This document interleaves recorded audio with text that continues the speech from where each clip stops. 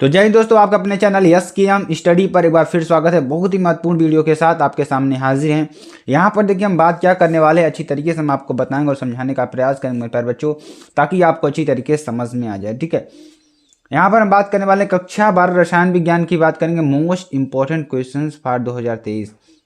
ठीक है, 2023 में जो मोस्ट इंपॉर्टेंट क्वेश्चंस हैं उन सभी क्वेश्चंस की बात करेंगे और आपको अच्छी तरीके से समझाने का प्रयास करेंगे। ठीक है, और साथ ही साथ आपको बताएंगे कि आपको कैसे पढ़ना है। ठीक है, और इसकी पीडीएफ को हम प्रोवाइड करेंगे। पीडीएफ कहाँ मिलेगी आपको, तो पीडीएफ आपको मिलने वाली है एसकेएम स्टडी का जो ऑफिशियल टेलीग्राम चैनल है। ठीक, ऑफिशियल टेलीग्राम चैनल है, वहाँ पर आपको इसकी पीडीएफ मिल जाएगी। ठीक, तो आप सभी को इसकी पीडीएफ को ले लेना है और अच्छी तरीके से डाउनलोड कर लेना है। ठीक है, चलिए हम आपको बताते हैं और आप अच्छी तरीके से समझाते हैं जो क्वेश्चंस हैं आपके लिए। क्वेश्चंस कौन कौन से हैं जो इंपॉर्टेंट क्वेश्चंस हैं। ठीक है, पहला क्वेश्चन देखिए आपके सामने कुछ इस तरीके से दिख रहा होगा।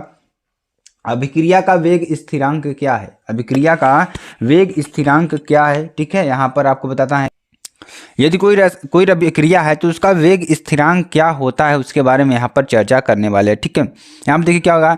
यदि किसी रासायनिक अभिक्रिया, मान लीजिए कोई हमारी रासायनिक अभिक्रिया है। ठीक है, यदि किसी रासायनिक अभिक्रिया में किसी क्षण, मान लीजिए कोई क्षण, अभिकारक का आणविक सांद्रण, किसका? अभिकारक का आणविक सांद्रण C हो तो उस समय अभिक्रिया का जो वेग है dx/dt सांद्रण C के क्या होगा? समानुपाती होगा। किसके? सांद्रण C के क्या होगा? समानुपाती होगा। ठीक है, अर्थात हम क्या बात करेंगे, dx/dt is directly proportional to C या dx/dt बराबर kc। ठीक है, जहाँ k क्या है? एक स्थिरांक है जिसे वेग स्थिरांक कहते हैं। k क्या है? एक स्थिरांक है जिसे आप क्या कहते हैं? वेग स्थिरांक कहते हैं। ठीक है, अब यदि c बराबर 1 तो dx/dt बराबर k। यदि c बराबर 1 तो dx/dt बराबर k। ठीक है, अतः यहाँ पर क्या हो जाएगा? स्थिर ताप पर अभिकारक पदार्थ के इकाई सांद्रण पर होने वाले जो अभिकारक का ताप है, अभिकारक के यथा क्या हो जाएगा? यहाँ पर ध्यान दीजिएगा। अतः स्थिर ताप पर अभिकारक पदार्थ के इकाई सांद्रण होने पर होने वाले अभिक्रिया के वेग को क्या कहेंगे? उस अभिक्रिया का वेग स्थिरांक कहते हैं। ठीक है, तो ये आपकी टोटल परिभाषा थी इसकी, जो आपके लिए वेरी वेरी मोस्ट इंपॉर्टेंट है। आई होप आपको अच्छी तरीके से समझ में आ गया होगा। ठीक है, तो ये आपके लिए बहुत ही इंपॉर्टेंट। चलिए आगे आपको अगला क्वेश्चन देखिए। मक्खन एक कोलायडी रूप होता है। मक्खन का एक कोलायडी रूप होता है जब, कौन सा कोलायडी रूप होगा? जब वसा परिक्षिप्त होती है जल में। कब होगा? जब वसा परिक्षिप्त होती है जल में, या जल परिक्षिप्त होता है वसा में, या केसीन निलंबित होता है जल में, या उपरोक्त परिक्षिप्त होता है वसा में। तो यहाँ पर अगर आंसर की बात करेंगे, आंसर क्या हो जाएगा? जल परिक्षिप्त होता है वसा में। कहाँ पर होगा? जो जल होगा वह परिक्षिप्त होगा कहाँ पर? वर्षा में। ठीक है, चलिए अगला क्वेश्चन देखिए। अगला question very very most important ये भी है।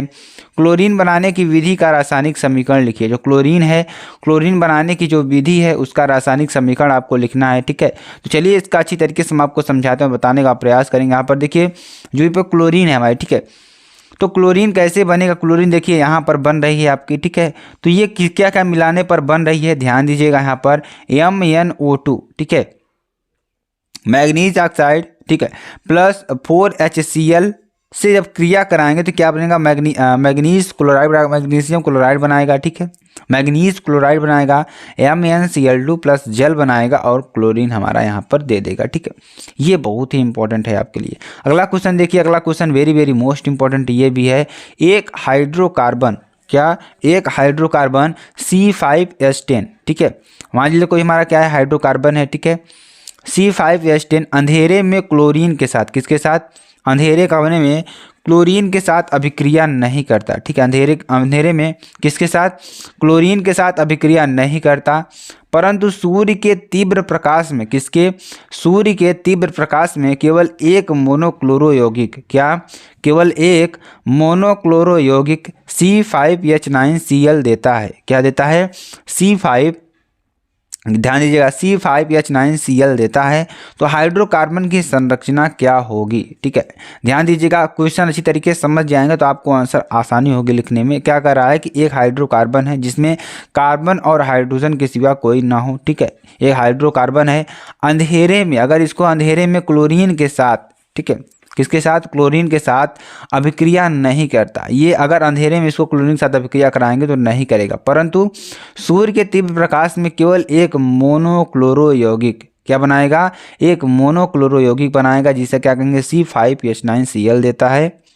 ठीक है, तो हाइड्रोकार्बन की संरचना क्या होगी? यहाँ पर क्या होगी, चलिए आपको बताते हैं। यहाँ पर देखिए हाइड्रोकार्बन C5H10, क्या C5H10 या तो एक एल्कीन है, जो C5H10 या तो एक एल्कीन है अथवा साइक्लो एल्केन है। ठीक है, जो हाइड्रोकार्बन यहाँ पर दे रखा है ये क्या है?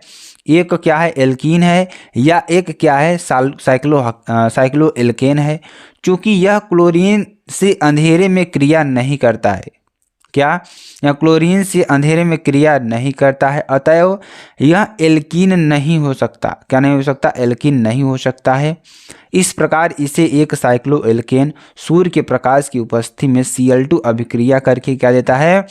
Cl2 से अभिक्रिया करके मोनोक्लोरो यौगिक C5H9Cl देता है। ठीक है, ये आपका हो जाएगा। चलिए आगे आपको बताते हैं।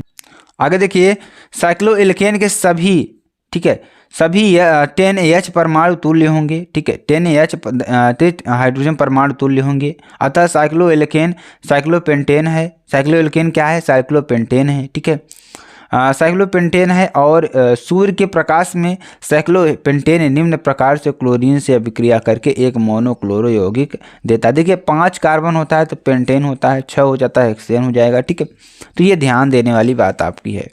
तो यहाँ पे देखिए साइक्लोपेंटेन आपको मिलेगा 5 कार्बन वाला, 1 2 3 4 5। जहाँ इसका कोने देखेंगे आप, वहाँ पर 1 कार्बन बैठा हुआ पाएंगे। ठीक है, और एक कार्बन के साथ इसके जो हाइड्रोजन की संयोजकता है कितनी हो जाएगी? देखिए 10 होगी ना। देखिए 1 2 यहाँ पर 2 हो जाएगा CH2, यहाँ पर भी CH2, क्योंकि 1 2 2 2 4। ठीक है, क्योंकि कार्बन की 4 संयोजकता होती है। ठीक है, तो यदि आपको ध्यान देना होगा तो यहाँ पर जब देखेंगे आपको 10 हाइड्रोजन आपको देखने को मिलेंगे। ठीक है, ये हमारा क्या होता है? साइक्लोपेंटेन होता है। ठीक, अब देखिए जब यह क्लोरीन की उपस्थिति में सूर्य के प्रकाश में जब क्रिया करता है तो हमें क्या बनाता है? इसको अंधेरे कमरे में रखते हैं तो ये क्रिया नहीं करता है। ठीक, ये भी आपको ध्यान देना होगा। जब यहाँ क्रिया करेगा Cl मोनोक्लोरो साइक्लोपेंटेन, क्या है? Monochloro cyclopentane C5H9Cl। ठीक है, अब इस प्रकार यहाँ क्या देता है? C5H10 साइक्लोपेंटेन है। ठीक है, क्या है? साइक्लोपेंटेन है। ठीक है, चलिए यहाँ पर देखिए RNH2 प्लस CHCl3, क्या RNH2 plus CHCl3 plus KOH alcoholic है ये। जब यह अभिक्रिया इसकी कराएंगे तो बनेगा क्या? तो ये कौन सी अभिक्रिया होगी? 4 ऑप्शन आपको दिख रहा होगा। गाटरमान कॉक अभिक्रिया, कार्बिल अमीन की अभिक्रिया, हाफमैन ब्रोमाइड की अभिक्रिया या स्मिथ अभिक्रिया। तो आंसर क्या हो जाएगा? कार्बिल अमीन की अभिक्रिया। ठीक है, क्या हो जाएगा? कार्बिल अमीन की अभिक्रिया। ठीक है, चलिए अगला क्वेश्चन देखिए। एथिल अमीन क्षारीय प्रकृति प्रदर्शित करती है, क्यों? स्पष्ट कीजिए। जो एथिल अमीन होती है वह क्षारीय प्रकृति आपकी प्रदर्शित करती है, ऐसा क्यों होता है? आपको स्पष्ट करना। चलिए आगे आपको बताते हैं। अगला क्वेश्चन देखिए, नाइट्रोजन परमाणु पर एकाकी इलेक्ट्रॉन युग्म, जो नाइट्रोजन परमाणु है, नाइट्रोजन परमाणु पर एकाकी इलेक्ट्रॉन युग्म की उपस्थिति के कारण, किसके कारण? एकाकी इलेक्ट्रॉन युग्म की उपस्थिति के कारण एथिल अमीन, जो एथिल अमीन होता है अन्य अमीनों की तरह, जो कोई हमारे अन्य अमीन होंगे अमीनों की तरह क्षारीय प्रकृति प्रदर्शित करती है। कौन सी प्रकृति? क्षारीय प्रकृति प्रदर्शित करती है। यह एक दुर्बल एकाकी क्षारक का व्यवहार प्रदर्शित करती है। किसका? एक दुर्बल एकाकी क्षारक का व्यवहार प्रदर्शित करती है। ठीक है, चलिए अगला क्वेश्चन देखिए।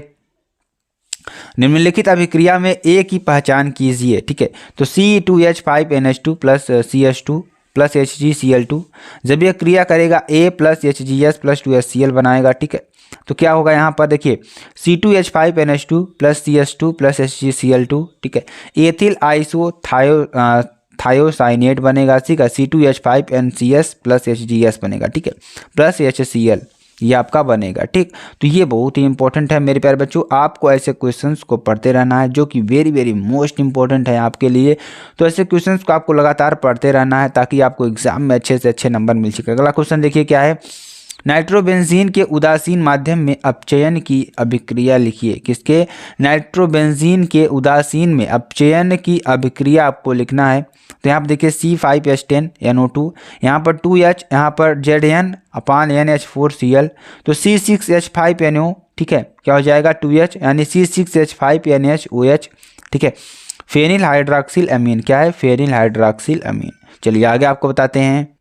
अगला क्वेश्चन देखिए, एनिलीन की एसिटिल क्लोराइड और कार्बन डाइसल्फाइड के साथ, किसके साथ? एनिलीन की एसिटिल क्लोराइड और कार्बन डाइसल्फाइड के साथ होने वाली रासायनिक अभिक्रियाओं के समीकरण भी लिखिए, ठीक है।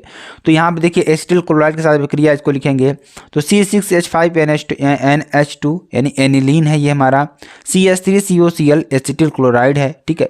जब इसकी क्रिया कराते हैं तो बनेगा क्या? C6H5NH COCl3 N phenyl acetamide बनेगा प्लस HCl बनने वाला है, ठीक है। अगला क्वेश्चन देखिए, कार्बन सल्फाइड के साथ अभिक्रिया, किसके साथ? कार्बन सल्फाइड के साथ अभिक्रिया। तो जब कार्बन सल्फाइड के साथ अभिक्रिया करेंगे 2,6H5NH2 प्लस CH2, ये KOH है, KOH की उपस्थिति में क्रिया करेगा, इसमें से -H2S होगा, तो बनेगा क्या? C6H5NH फेनिल थायोयूरिया बनेगा और C6H5 बनेगा, ठीक है। तो ये पूरा प्रोसेस आपका होने वाला। चलिए अगला क्वेश्चन देखिए, एस्कॉर्बिक अम्ल का नाम है, एस्कॉर्बिक अम्ल नाम है विटामिन C का, A का, D का या B6 का? तो आंसर क्या हो जाएगा? आप सभी लोग कमेंट बॉक्स में ज़रूर बताइएगा, ठीक है, ताकि आपको हमें पता चल जाए कि आप भी वीडियोस को पूरा रीड करते हैं। तो मेरे प्यारे बच्चों, अगर आपको वीडियो पसंद आती है आप चैनल को लाइक, शेयर, कमेंट, सब्सक्राइब जरूर कर सकते हैं। फिर मिलते हैं नेक्स्ट वीडियो में नए टॉपिक के साथ, तब तक के लिए जय हिंद, जय भारत।